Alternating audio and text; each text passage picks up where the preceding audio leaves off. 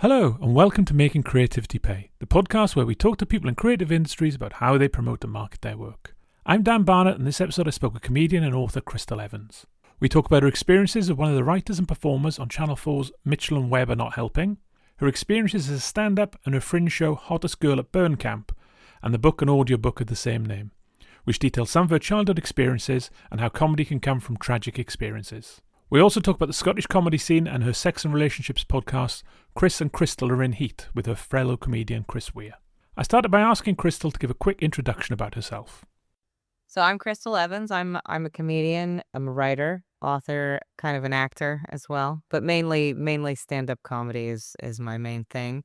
I grew up in the U.S. on the West Coast in Washington State. I didn't start in a creative field in comedy until I was 30. So I started relatively late. Once I started, I went kind of full force into it. But yeah, that's kind of who I am. I've written a book, The Hottest Girl at Burn Camp, based on my my Fringe show that I did in 2023. And I've done some other stuff too, and I'm continuing to try and do stuff. And that's who I am. That's me. Cool. Brilliant. Yeah. So if we kind of start at Town Recording is kind of the most recent thing. So you're part of the Channel 4 Mitchell and Webb Are Not Helping. Uh-huh. I mean, how did you kind of get into that and get involved with that? That was just, I got an agent again through the Fringe show that I did in 2023.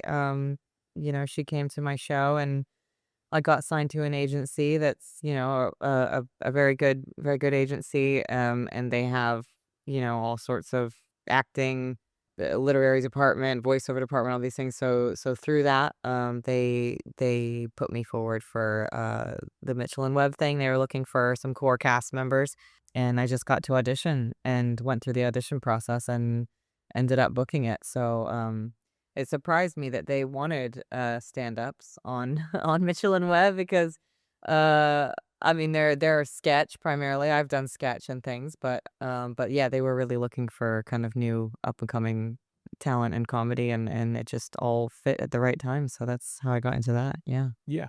Within the Yeah. writing, obviously, it's a bit meta as well in that you have sketches within the writer's room, as it were. Yeah. But Yeah. when you are writing, how much are you kind of writing for you in a sketch? You think I'd be great in this sketch versus I think Stevie would work in this and all that kind of stuff.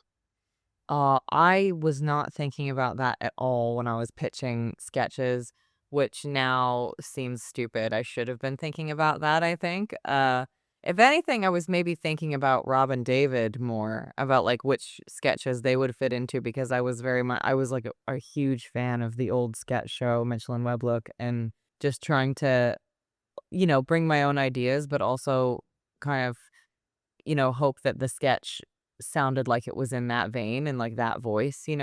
I think doing that writer's room, like those writer's rooms, the real writer's rooms, not the writer's room sketches that are on the show, but the real writer's rooms, like that was such a huge learning experience for me. And I hope I'll get a chance to do it again. And I think I can come at it with a little bit more, experience under my belt and know, not that I didn't, do good in the first ones, but things like that, like things like who are you writing for? What would the budget of the sketch be? Which is something that I like never thought about when I was writing. I was like, oh, this one takes place in space or whatever. And it's like, they're less likely to make something like that, obviously, rather than just a conversation of two people talking at a desk. Like that's way easier to film. So yeah, the answer is no. And when it came to casting and stuff, they cast the sketches. So yeah, I wasn't thinking about that, but perhaps I should have a little bit more. Cool. Yeah. It was literally my next question was about the TV budget. Is yes,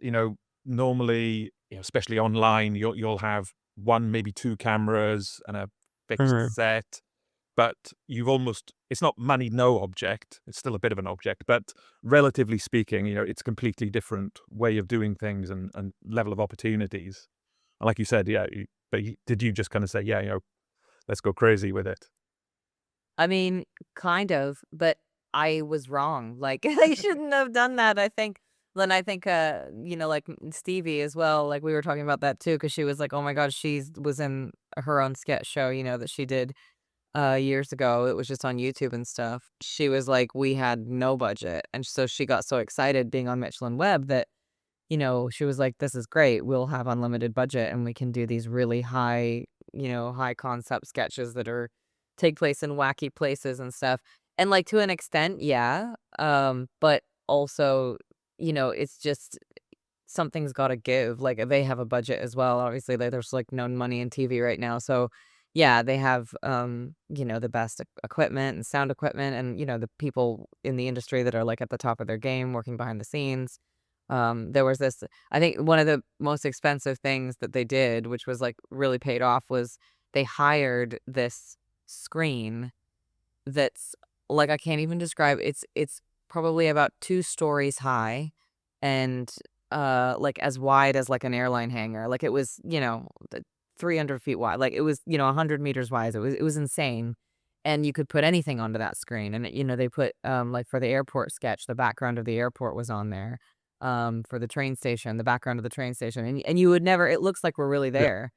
Because the screen is just so big and it looks more real than like a green screen. And that I think ate up all the budget. Hiring of that screen, which was so cool. Oh, and the post-apocalyptic sketch as well. We like projected a big post-apocalyptic background onto it. But yeah, I mean, the answer is I don't know what the budget was. I just know that the sketches that were easier to film were the ones that were more likely to get chosen, which is something that I would keep in mind in the future, I think. Going back to kind of, we'll start at your Fringe show and Hottest Girl in Burn Camp. Mhm. We'll talk a little bit about the audiobook later. I've been kind of listening to a bit of that as well. Is that I think it's a great kind of example of comedy and tragedy. I think you put on your Substack that some people would say, well, how can you make light of this? Well, not making light of it, but bring comedy around this subject area. Yeah. But in a way, it's kind of the only thing you can do to some extent. Oh, yeah. I mean, that's how I operate. Like that's how I've always operated. My family's really funny, so making a joke about a really dark thing is kind of how we would get through things. And it feels, I think to some people that could feel inappropriate or bullying or something. But to me, as long as, again, it's said in the right context by the right person at the right kind of time, it's comforting because it's like, oh, I'm not gonna let that thing beat me or like change me or make me a sad person or make me a beaten down person. But I mean, I suppose I also am aware that I am a comedian, so this is I know that not everybody has that kind of an attitude toward tragedy and stuff, and I had to learn that when I was doing the show because if it was me doing a show to a bunch of me's, it would have been a different show. It would have been way darker, I think, and way more inappropriate. But I mean, yeah, I said this loads, but that striking the balance of what to make jokes about and when and stuff was, I mean, it was not easy. It was really a long journey of learning what kind of jokes to make and which ones went too far and then at the end of the day, just ending it at one point, being like, okay, well, the show's finished. I can't change it anymore because there are some audiences that are going to like it and some audiences that aren't. And, so I think striking that balance between what I was happy with and what the audience was happy to laugh at you just have to be done with it at some point because every person's different as well. So yeah, but I love jokes about dark things. Again, if it's done in the right way and stuff, I think um it's the most magical thing in the world. They're the best jokes. To me, they're the best jokes. So, Yeah. yeah. I mean, how far into your comedy career did you think that it would be a good thing for a first Fringe?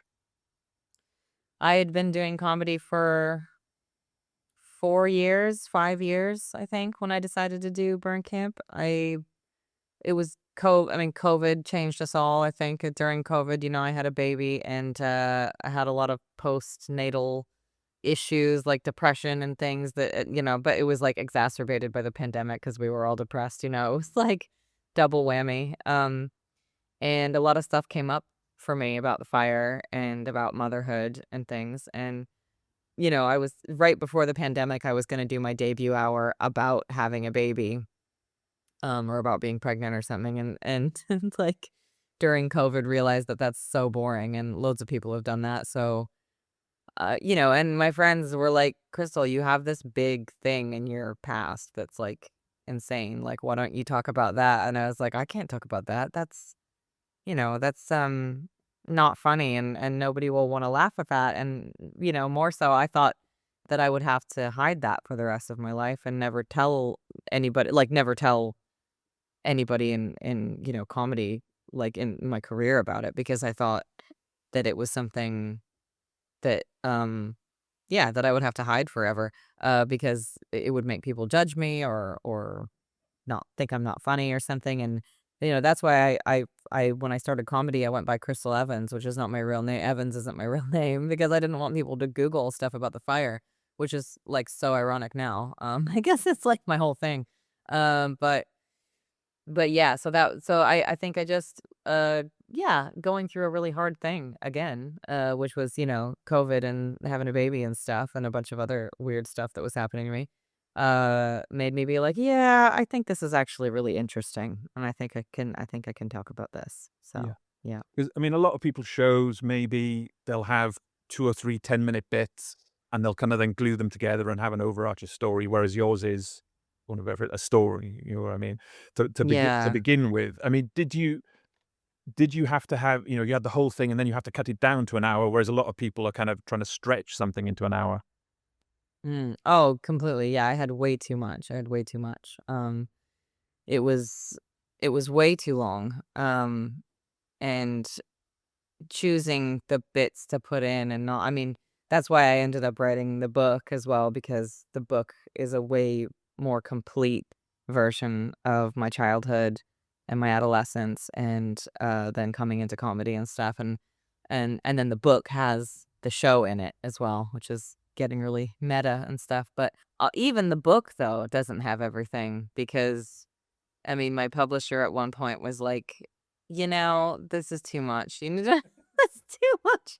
There's too much bad shit happening to you and your sister. I think it's like hammering the reader on the head a bit. And I'm like, okay. I mean, it is my life, but okay. But I think at the end of the day, this podcast is called Making Creativity Pay. It's like you have to strike that balance between telling the truth, and telling the whole story, but also making it readable, making it entertaining, making it a real story with a protagonist and a antagonist and a beginning, middle, and end and stuff like that. And even though that's not how real life is, and I don't think my book like fault. It's not like my book is I've turned it into Star Wars or something, but it's like, you do have to have it kind of make sense, and it needs to, like, I feel very strongly that stories should have endings. I don't and some people don't these days. But I'm like, I think that was I'm happy with it, and ultimately the book and the show are going to be different than my real life. They're truthful as much as I can make them truthful, but I mean, they are, it is I didn't make any of it up. But um you have to squeeze it into something that's able to be read and understood by others. So, yeah. Yeah. Uh, Yeah. so in your head, do you think you kind of, even if you hadn't got a publisher, you would have written the book anyway? You had it in you. You kind of wanted it out there, or were you then approached after the Fringe show, someone come to you and say, "Hey, there's a great book in here." Yeah, that's what happened. I don't know that I would have written it anyway. I'm not that motivated. So I mean, maybe I would have, but yeah, I had a publisher come to my show and approach me, and when it came to choosing which publisher to go with, it was easy because he was the only one who came. And they were great. And they they make you do this thing when you're gonna write a nonfiction book, that they make you do an outline of it, and go chapter by chapter, and do a summary of the book, and then also you got to put books that inspired you and all this stuff. And that was really, really helpful, because then when I went to write it, I had like a roadmap of like, oh God, what am I writing today? Chapter one was, oh yeah, I said it was going to be about this. And even if you don't stick with that, that's like, at least you can always go back to that, and yeah, fall back on, okay, right, I'm tired today, but this is what I'm writing. But it was in me. No, it was definitely in me, that book. And I think once I kickstarted myself and started doing it, then it all just kind of fell out of me. And I mean, that's the good thing about writing a nonfiction is it's real. It's my real life. I don't have to decide what the next, plot point's going to be for the character because I am the character. So, And I mean, how did you find promoting the book? How much these days is online versus bookstores versus local radio and press and all the rest of it? promotion is a world that I feel has changed so much in recent years, that I honestly don't I don't know. The promotion feels like a world where you just throw everything out there and then the book sales come, hopefully. And who the hell knows which thing I did made the people buy the book? I don't know. Doing podcasts like this, making posts on Instagram. And we like something like a post on Instagram or a story or a reel or something on Instagram. It's like, it does help. Does it help because people see that and then want to buy the book? Does it help because it puts those words out into the internet, and then when people Google things that it comes up more, like you just don't know. I think you just have to do it, and even if it feels like it's for nothing, you have to keep promoting it. And I mean, things like interviews, and I've done radio spots, and I've done like magazine and newspaper articles and stuff like that, which also go online. And obviously different age groups, like I did a women's magazine thing, and that's primarily read by like older women.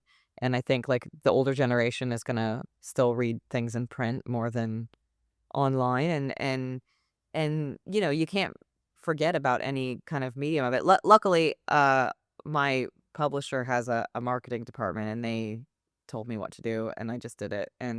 But even though they're telling me what to do and just doing it, that's kind of the new world of being a creative, isn't it? Is that you have to do it yourself. You have to do it online. You have to do it on Instagram, and you have to do it on Facebook and TikTok and all these things, or else you'll fall behind the people that do. And it's kind of a depressing thing because, like, most of us, I think, don't like doing that stuff. Some people do like it, but I think most of us don't. That's kind of a whole new world, but it's just another admin thing you have to tick off, I think. So, Yeah. so yeah, And I know you did some in-person book events. I mean, how was yeah. that experience?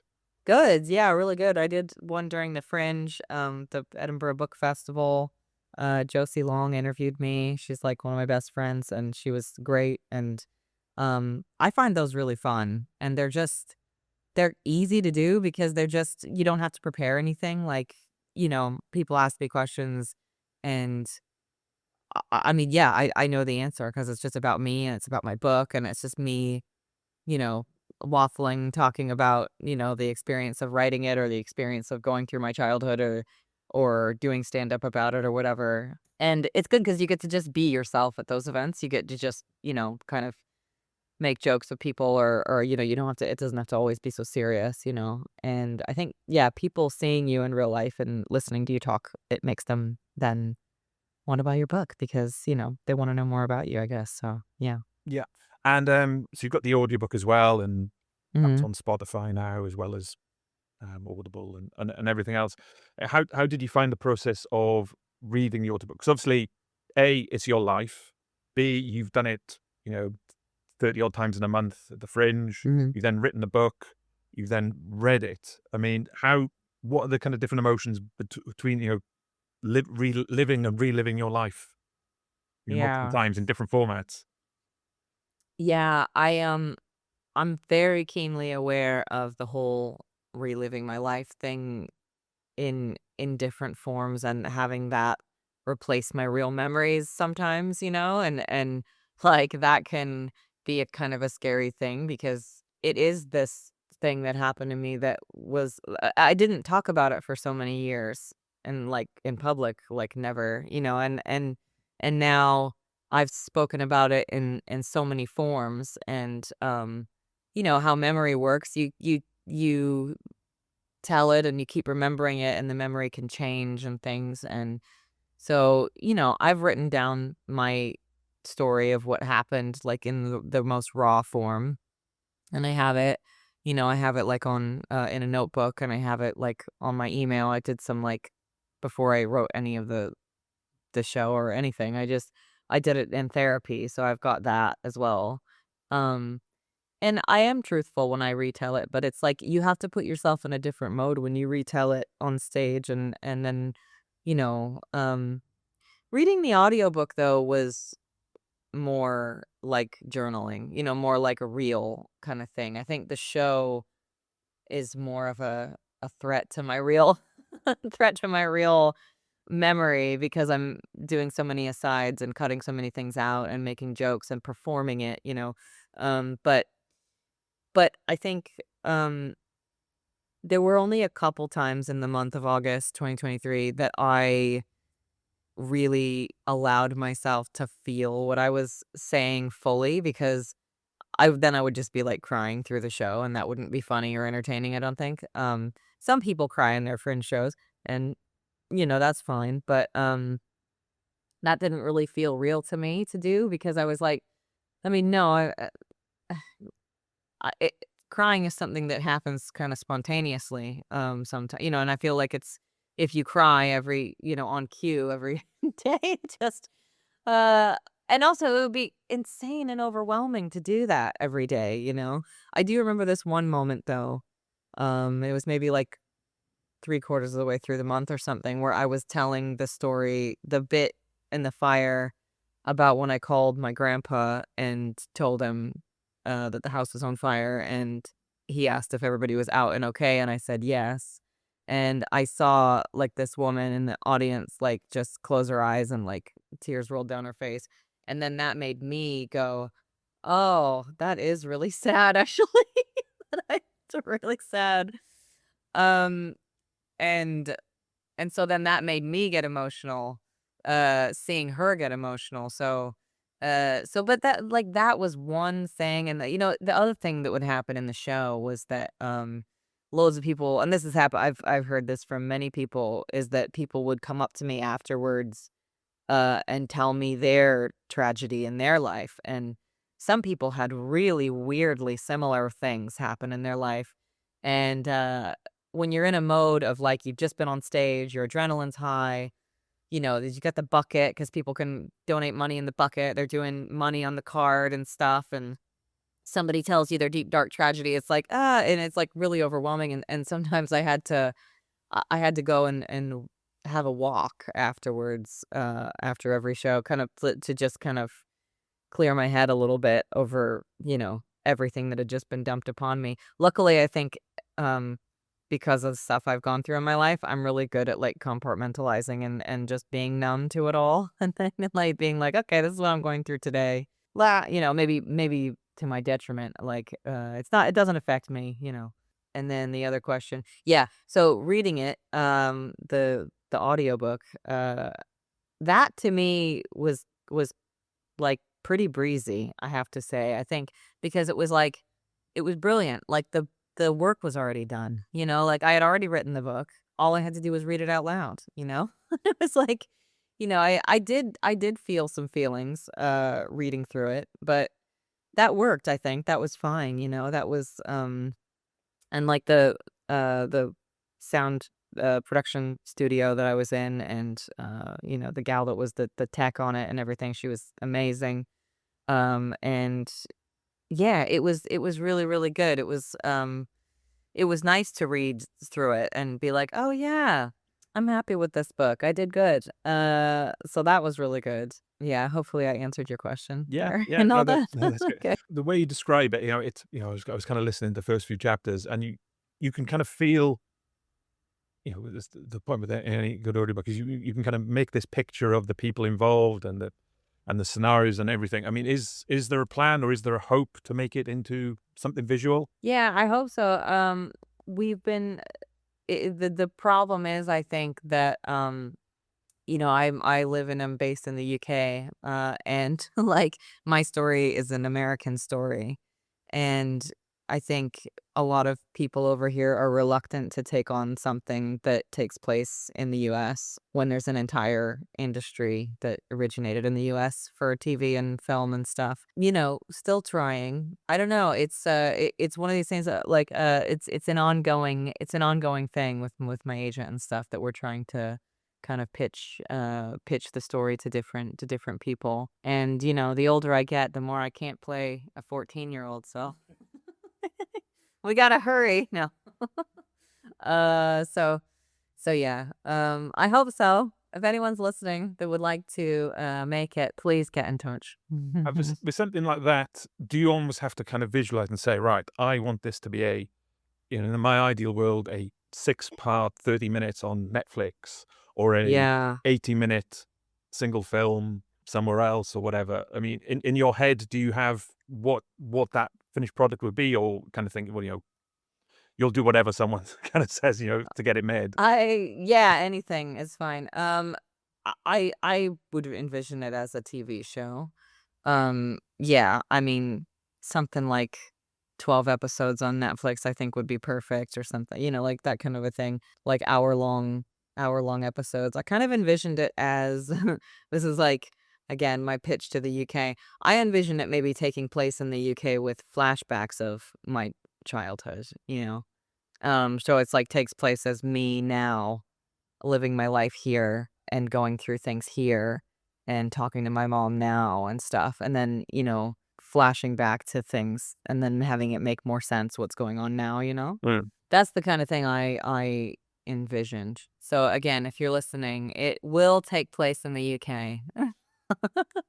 but, but yeah, but that would be ideal. I mean, just the TV industry is just so much better than the films right now. So that's what I could see if it was anything like that. Yeah, good place then to put in.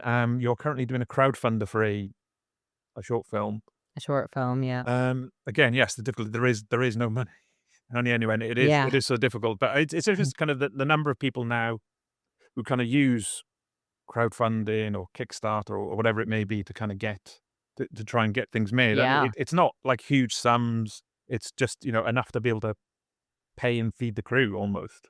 That's it, yeah. No, it's a short film written by my best friend Heather Kondak Ross, and she wrote it about it's just a short film with 2 people in it, and it's really beautiful. It's really nice. It's a beautiful little story. Yeah, we're filming it at the end of the month, and yeah, it's just like you said, we've got a really talented like crew on board, producer and director and all these things. And it's a good example of like what your podcast is about. It's you get, I'm sure you've heard this before, but it's kind of why people with money tend to do better in the creative world, because and with privilege and all these things, because they have the time and the space and the money to do what they want, and not have to worry about whether something's going to make money or not. They just create it.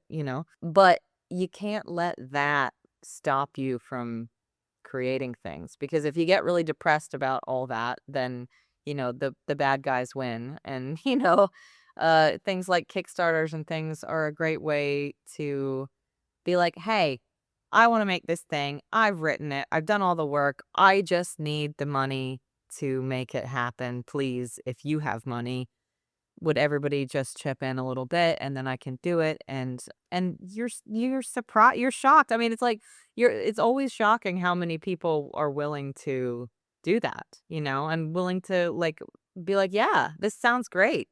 It's a really great tool. And I mean, like, the worst that could happen is that you don't make the money that you want, and then but at least you've made some, and then you can kind of tie up the loose ends in other ways sometimes. And I think, Yeah. there's all kinds of questions and about how best to do it, kind of what level of pricing, do you want lots of people chipping in a fiver, or will that Yeah. then take forever to get your number, and you want to try and, 15 plus, and the level of reward, and, Yeah. and again, it's the problem is that, anything creative, it suddenly becomes a business. Yeah. Everything's a business these days.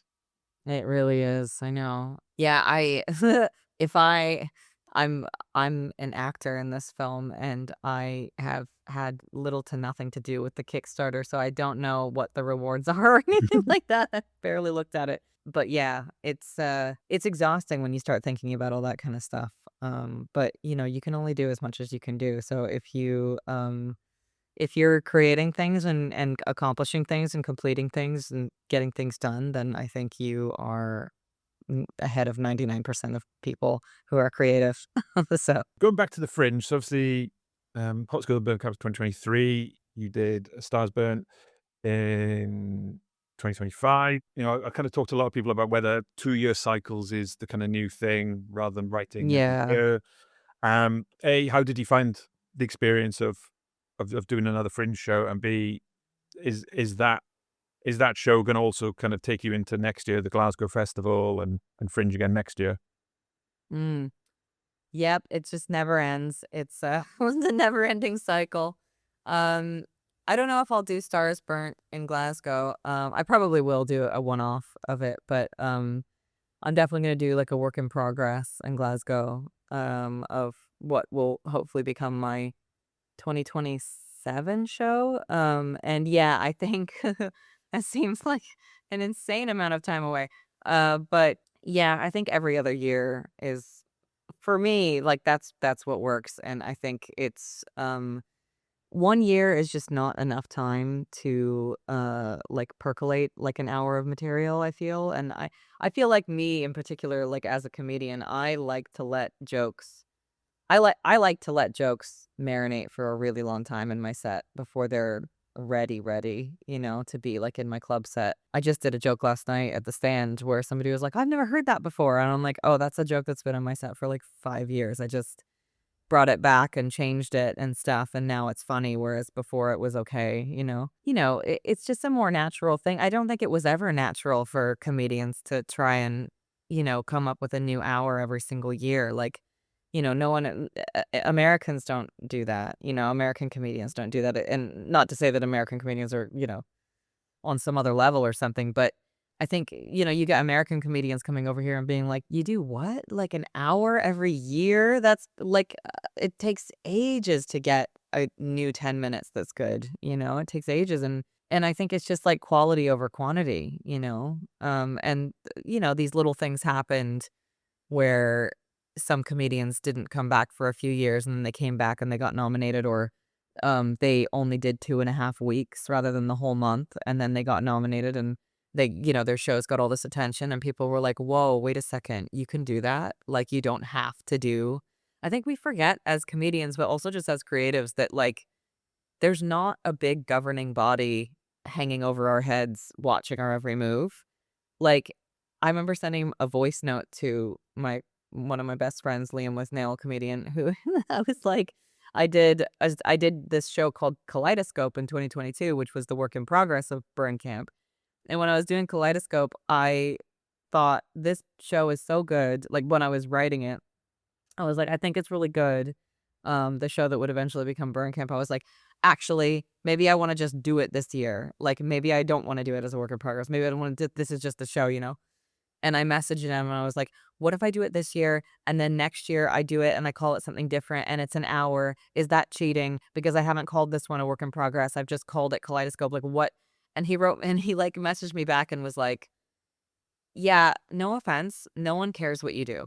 Like, no, and he was like, no one's paying attention to any of this. Like, no one cares.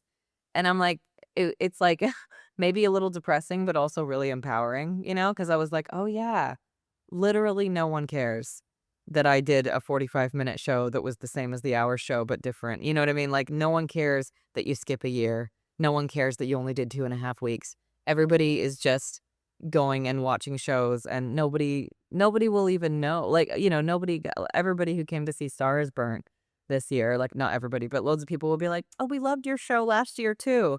By which they mean Burn Camp, which had been 2 years before.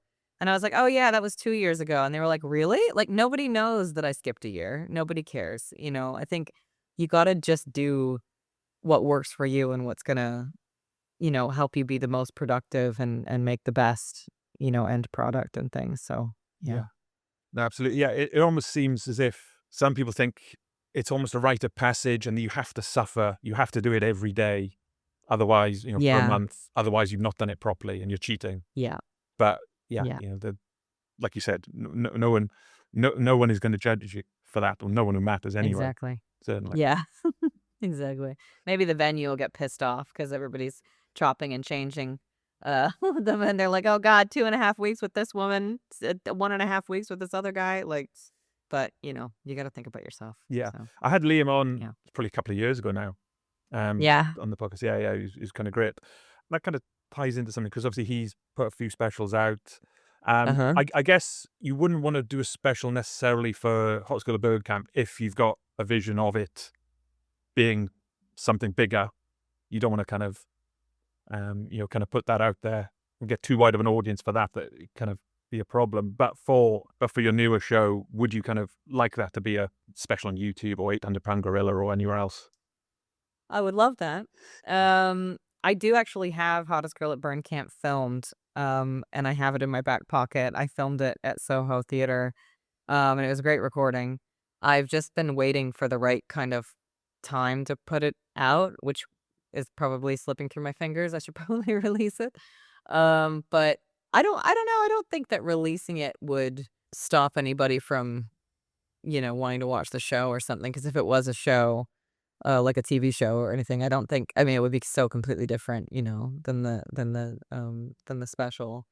But yeah, having loads of different versions of something out there is maybe something to keep an eye on. But yeah, I mean, yeah, A Star Is Burnt, I would love to do that. Again, just you know, like the name of the podcast, it's like everything costs money to then do. It's not like you just put it out there and just profit. It's like if you want to be with 800 Pound Gorilla and all these people, there's huge fees involved. Which is, I'm sure, worth it in the end for a lot of people. Like Liam's put his out. There's loads of other. The level and the quality that you can get for free on YouTube of specials is crazy. And yes, I it'll know. be great Yeah. exposure. There's no money.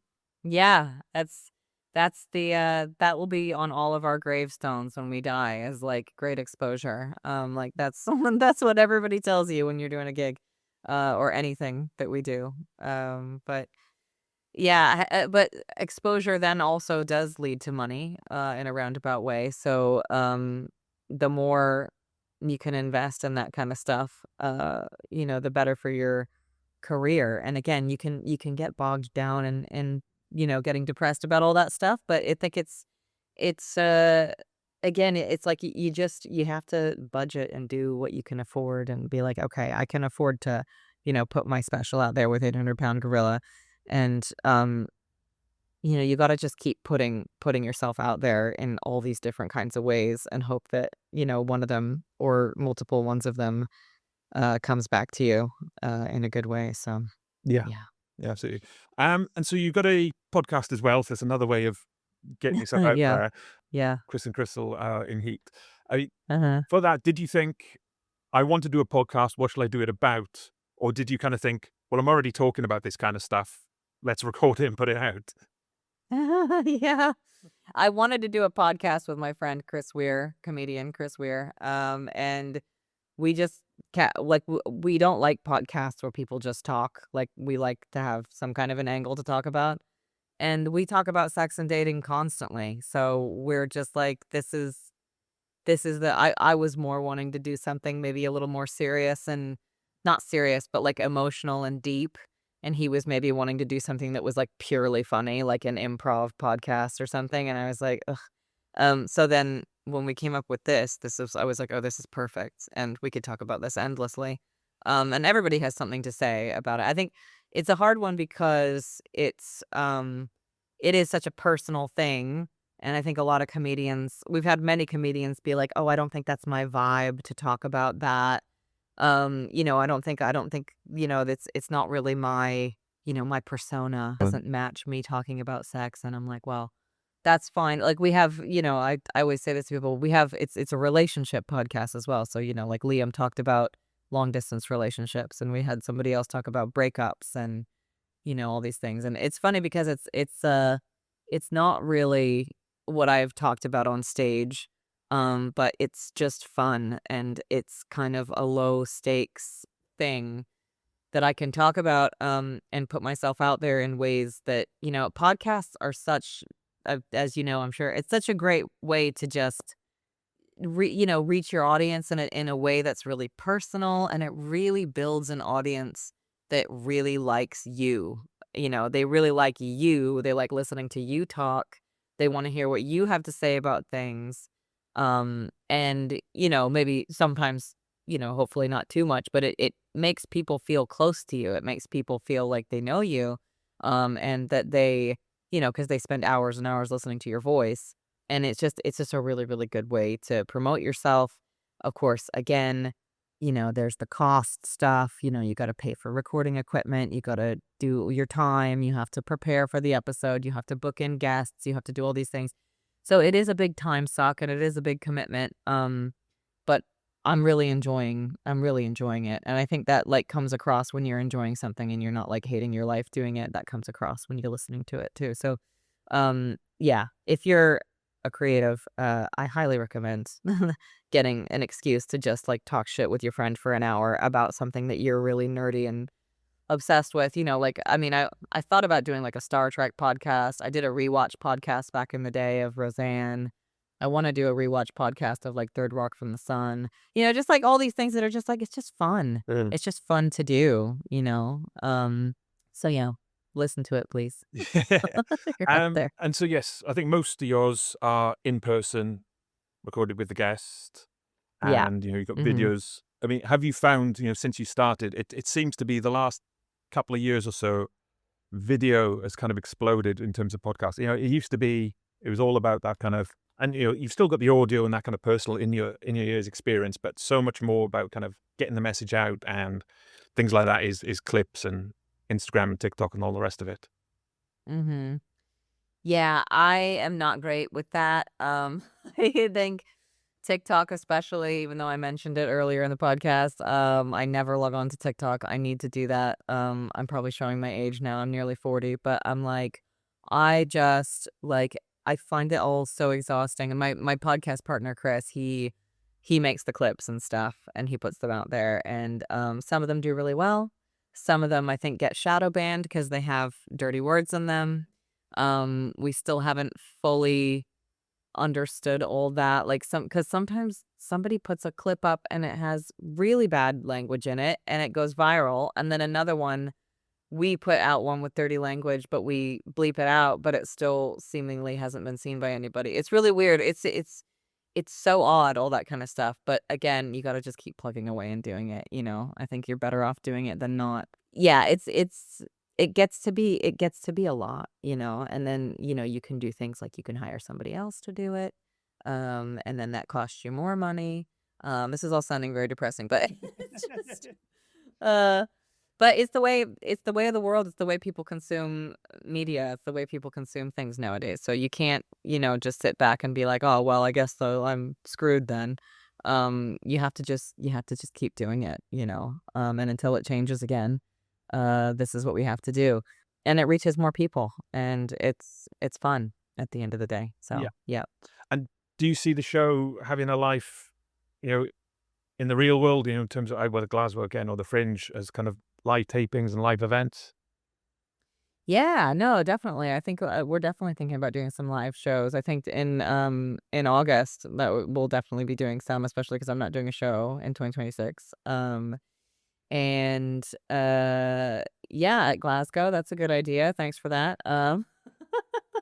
Yeah, I mean, we've built a decent sized audience now, so and also like sponsorship and things like that. I think we're gonna put that on the podcast this year.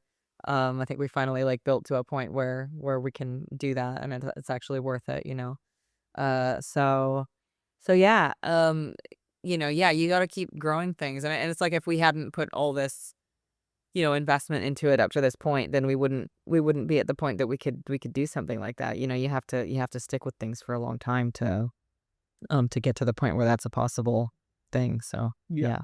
And I think more by chance than anything else, I've interviewed quite a lot of people around the Scottish comedy scene, but it Uh-huh. seems like a really nice size and a friendly atmosphere. And where you might not get that in London. In London, you could gig every night of the week, but still not see lots of other people. Yep. Whereas it's much more contained, and it seems really nice.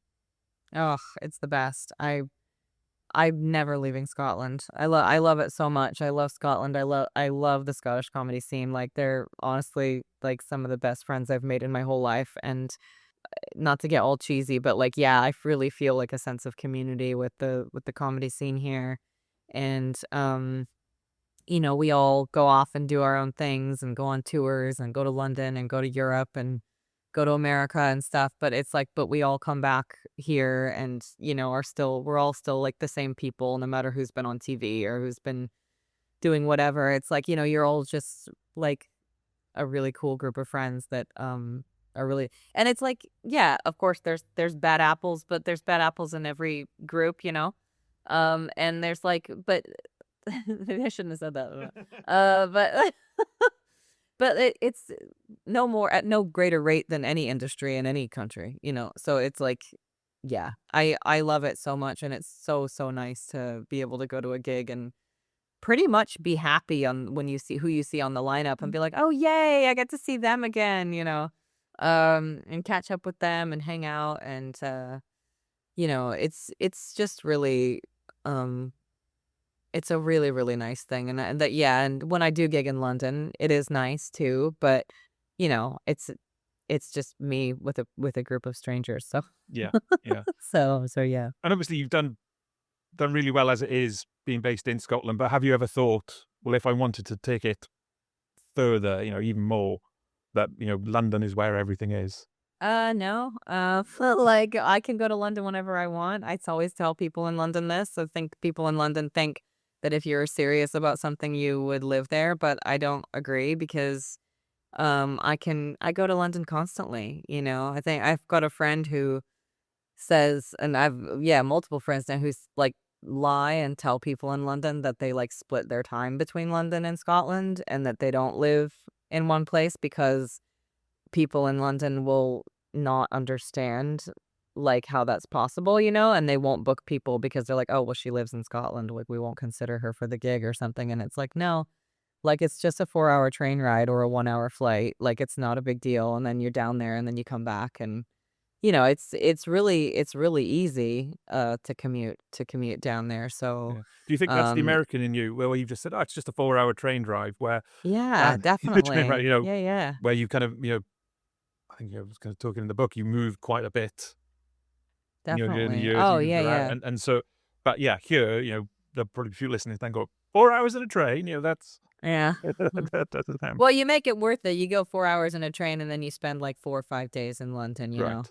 and or a week or something, and do lots of stuff while you're down there and then come back. But I mean, yeah, the commute, if you live outside of London, like just outside of London, that's quite a commute as well. So it's like, double that, and you can come from Edinburgh. Like, so it's, But yeah, I don't think I'll ever move to London, unless there was something that was massively worth it, but like, or that I needed to. I mean, to be fair, I spent 5 weeks in London doing Mitchell and Webb, so that was hard. I came home on the weekends to see my kids and stuff, and that was rough, but I did it. It was worth it. It was great, and so yeah, it's. Commuting in 2025 is it's easier than it was in the 1800s. So luckily, we can do that. Thanks to Krystal for coming onto the podcast. You can find out more details in the show notes about where you can watch Mitchell and Webb Are Not Helping, her book, podcast, and lots more. If you enjoyed this, check out our other episodes of a variety of comedians, musicians, authors, and others in creative industries talking about trying to make creativity pay. Thanks for listening.